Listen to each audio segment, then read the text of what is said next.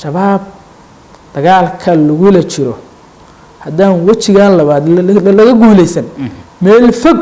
ayaa shabaab laga dooni doona oo sida Taliban ay ku dambeyn doontaa kulan waxaan wanaagsan idilkiinba ku soo dhawaada barnaamij gaar ah ama wareysi gaar ah oo aan la yeelanayno Cabdisalaan Maxamuud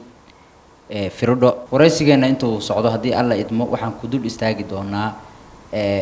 waxyaabaha sababay inuu dib u bilaaban waayo wajiga labaad ee hawlgallada ka dhanka ururka al-shabaab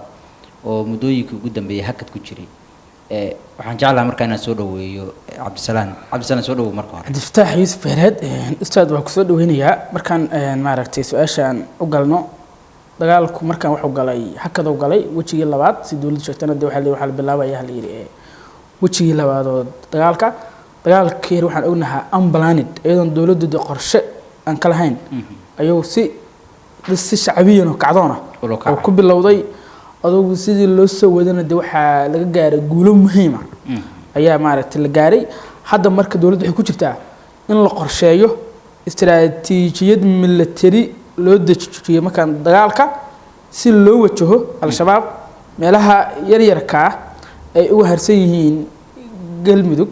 uga harsan yihiin hadda waxay ku wajahan tahay horta in galmudug la soo gabangabeeyo ka bacdina loo gudbo galbeedka hiiraan loo gudbo baayo bukar ilaa Jubbaland ay wajigii koobaad dagaalka ee dhacay al-shabaab ka dhanka ah waxa qayb ka ahaa maleeshiyaadka dadka deegaanka u abaabulay taasi oo dadajisay ama sababtay in guulo waaweyn laga gaaro howlgallada ka dhanka al-shabaab hadda waxaad moodaa dawladdu inay ka gaabisay taas oo iyadu kaligeed ay maamulayso dagaalkii oo aysan maleeshiyaadkii qayb ka ahayn taas caqabad ma noqon kartaa in lagu guuleyso waayo howlgallada ama qorshayaasha socda haatan wajiga labaad haddaan loo helin ciidan deegaan ah iyo ciidan maamul goboleed haddaan loo helin waxaan isleeyahay guul weyn dawladdu kaligeed ma ka gaari doonto waayo ciidanka deegaanku wuxuu yaqaanaa environment-giiyo yaqaanaa factor-ka meel walba ka imaanayo saameynta kule area-daasi isleeydu waa yaqaanaan waxayba u yihiinba militariga iyo ciidankii dawladdu waxay u yihiinba indhihii ay wax ku arki lahaayeen waa ciidanka deegaanka waxaan ognahay dagaalkii hiiraan ka dhacay guusha wax ugu weyn waxa keenay way haayeen ciidamada deegaanka ay haayeen oo meel walba uga daba galay guusha aragtana keenay waxa marka moodaa waayidan dambe dawladdu inay isbarbar dhigtay maxaa ka imaan doona macuusleydan hadii ay sii socdaan marka waxa moodaa dawladdu inayba ka gaabiday waana mid keenta hakad ka keentay marka waxaan kula talin lahaa dawladda in ciidankan aan la hakin laakiin inta la abaabulo la qarameeyo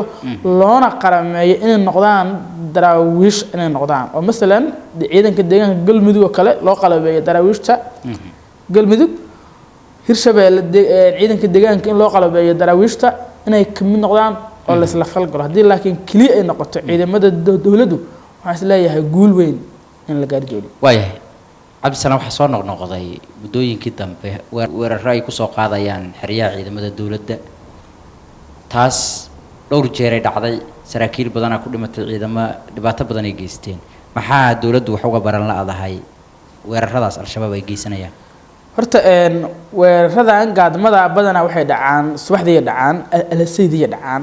mar ciidamadu maaragtay ay jiifaan midda marka meesha ka maqana waxay tahay ciidanka Soomaaliya ama ciidanka militarigu malahan waaxda sirdoonka malahan marka uu ciidan deegaan degan yahay waa inuu yaqaanaa ugu yaraan 5 kilomitir oo isku wareega waxa xaaladda meeshaas ka jirta waxa uu duulaan ku soo socda iyo wax walba waa inuu ka warqabaa marka dhibka jira waxay tahay ciidankii malahan qayb sahana qayb sirdoona malahan dagaalna sidiisaba meesha oo ka dhaqaaqo guul loo gaaro waa sahan iyo intelligence-ga waaye waxaad arki kartaa dagaalkii galcad ka dhacay sida hadda xogta dawladdu ay sheegtay in sargaal ka tirsan ciidamadii danab oo la joogay galcad ku jooga laba xidigla ahaa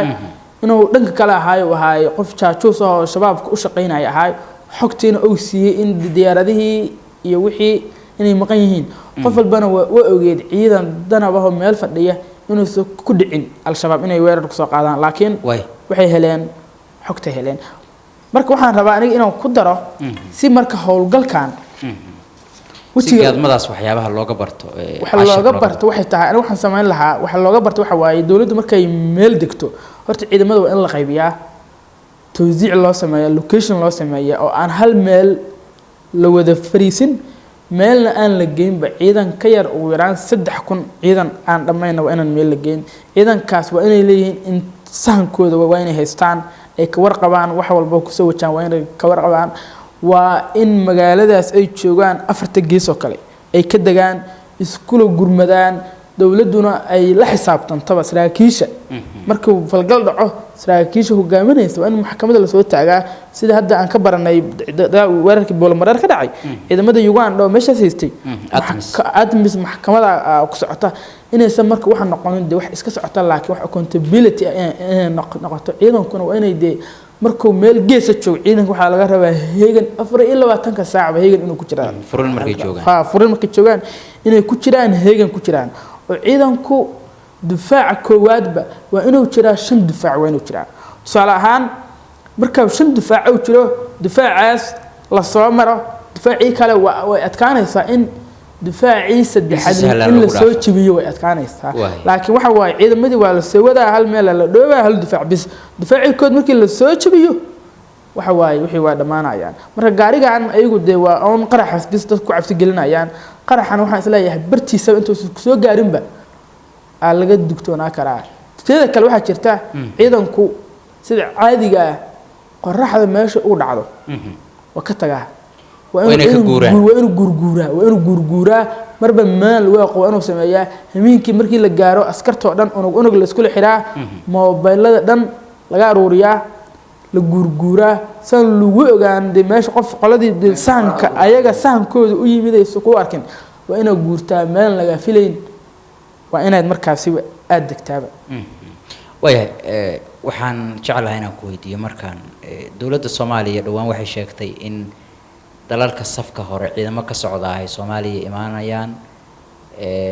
sida Djibouti, Ethiopia iyo Kenya kuwaas oo qayb ka noqonaya wajiga labaad ee howlgalka ka dhanka al-shabaab sideedaba u aragtaa ciidamadaas maxay si ka bedeli karaan ama ku soo kordhi karaan howlgalkan wajiga labaad ee al-shabaab looga saaray dalka ciidamada maaragtay safka hore oo hadda la qaato la leeyahay wajiga labaad ka qayb galayaan aniga fikirkayga waxay tahay inaysan wax ku soo kordhinaynin markay meel qabtaan ayagu meeshaas ma ku dhaafayaan laakiin haddaan la helin ciidan deegaana aan la helin ciidan kan shisheeye weligood allahood meesha ku joogi maayaan marka waxaan dhihi lahaa dawladda qarash baan ayaana ku bixi doona qarashaadka ku bixi kara ama UN ama reer galbeedku ay bixinayaan oo ciidamadan safka hore loo adeegsanayo waa in lagu xoojiyaa ciidamada deegaanka lagu xoojiyaa waayo dagaaladii hadda u dambeeyay shabaab Hiiraan iyo Mudug Galgaduud shabeellada dhexe laga saaray wax safka hore ciidan de shaqo kuma lahayn haddana guula la gaaray maantana de intii deegaanka aragto Hiiraan oo dhan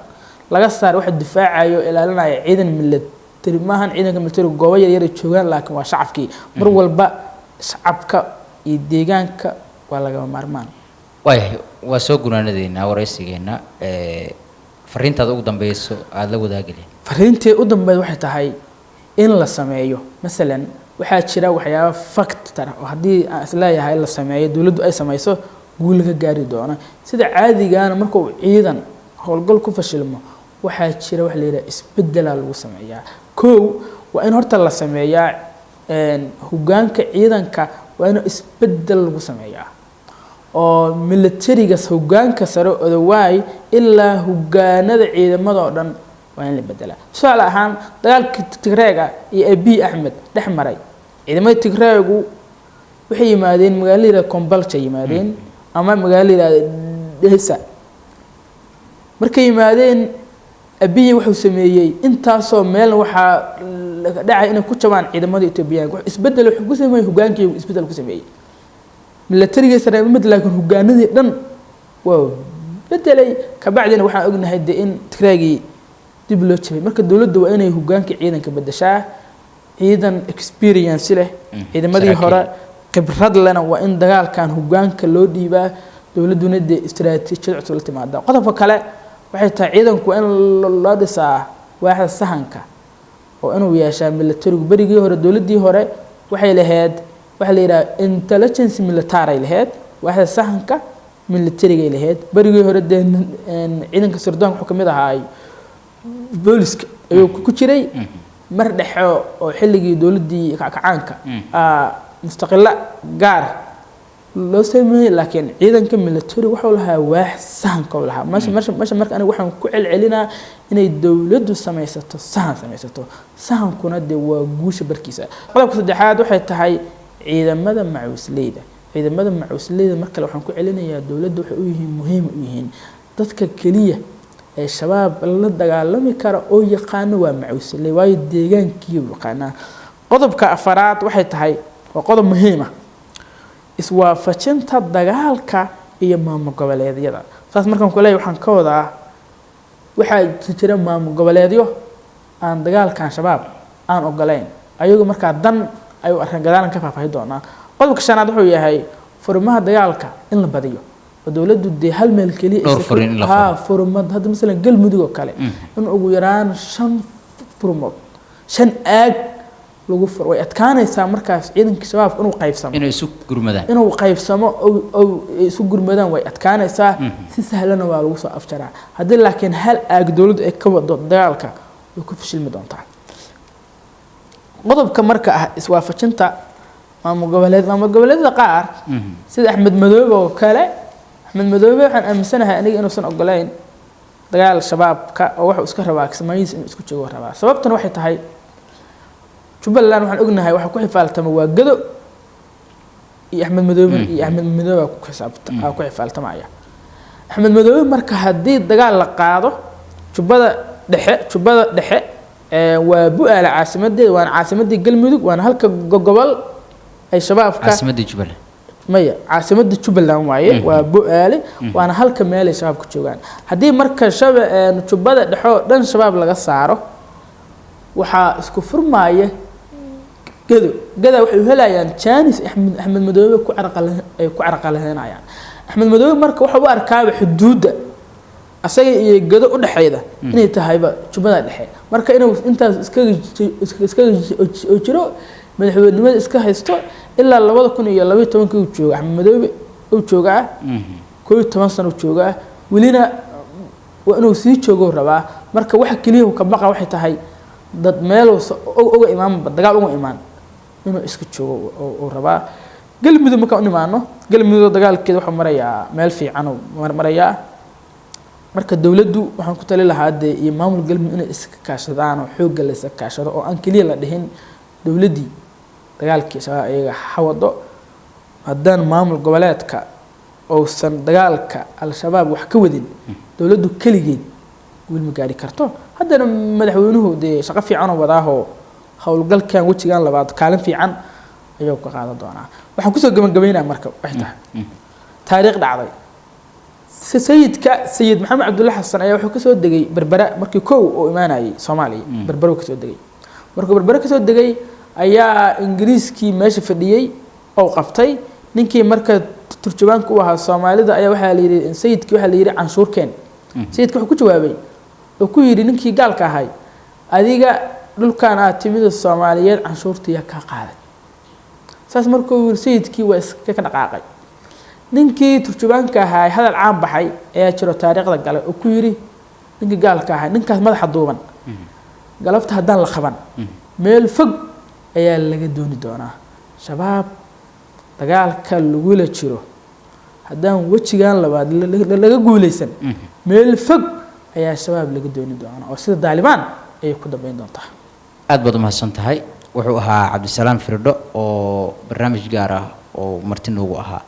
aad baad u mahadsan tahay ustaad waa kaaga mahadcelinayaa waqtigaaga aad Fattaax Yuusuf aad mahadsan